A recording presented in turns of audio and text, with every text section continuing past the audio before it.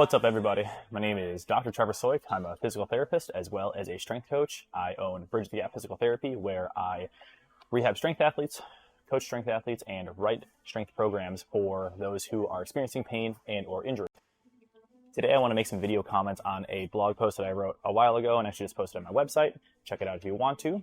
But this is going to be more or less the video / verbal version of that. So on the agenda for this video is to talk about exercise as a whole and how it pertains to both physical therapy or rehab as well as performance. And before I dive way too deeply into this, exercise is exercise. It exists on one big long spectrum. On one end, we have what we'll say is complete disability or the complete inability to perform, lift, run, throw, carry, perform your sport, whatever it might be. And on the exact opposite end of the spectrum, we have maximum pain-free, full force, peak performance. And now where you fall on this spectrum determines abilities, disabilities, right? Hopefully we spend more time closer to this peak performance. But what happens if you have some kind of a pain, some kind of an injury, maybe it's something acute, maybe it's something chronic, nagging, whatever it might be, we shift a little bit towards this inability or disability end of the spectrum, right? So oftentimes what happens is, as a PT, exercise gets scaled down significantly. Sometimes I think way too much. Like we take away way too much skill, way too much load, and particularly way too much total volume. For example, if you are performing over here, let's say you're a powerlifter, because that's who I work with. Let's say you are squatting real heavy, you're getting prepared for a meet, and then something goes wrong. Knee starts hurting, don't like putting a heavy weight on your back anymore. The rehab plan for you should be to stay as close to this as possible. If you need to go all the way over here on this end of the spectrum, great, cool. If we need to do it, we need to do it. But what if you don't need to? What if, instead of just performing here, you could perform here? Scale back as little as you need to. And even in this case, your rehab or your physical therapy exercises can still be heavily focused towards performance. You just might have to scale back your volume, your intensity, weight on the bar, maybe frequency for some period of time until you make the adaptations that get you right back to where you started.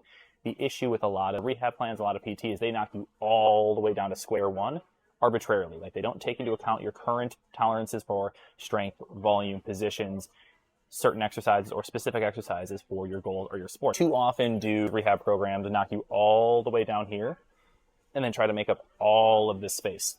So if you've ever wondered why somebody who went from deadlifting 400 pounds, then had back pain, and it took them 2 years to get back to it, it's because this giant 400 pounds to now we're gonna deadlift the empty bar for 4 weeks. It's like, you probably don't need to do that. So here I'm just trying to illustrate the point that typical strength training exercises can be and oftentimes should be used as physical therapy or rehab exercise for that lifter who is no longer able to hit 400 pounds.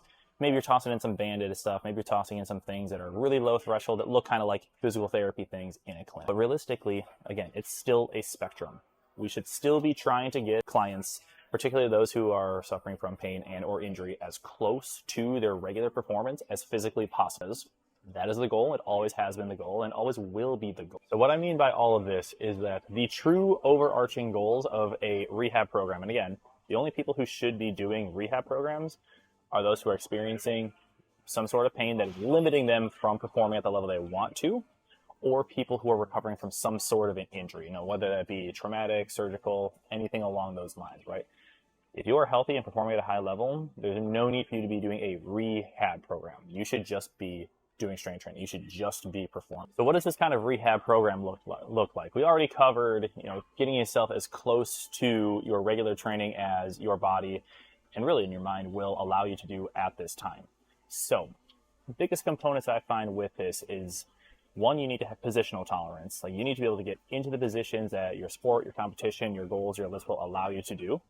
Number two, you need to be able to hit the volume for those same attributes, whether it's sport related, fitness related, general goals related, whatever that may be. Number three is you need to be able to hit the intensity of the workouts, of the sport, of that performance goal, whatever it may be. So if everything that I just described to you sounds like regular strength training, that's because it is. Because again, we are always trying to slide towards performance on this spectrum here. And the majority of the time, especially for a strength athlete, that's going to require you to use your sport as rehab.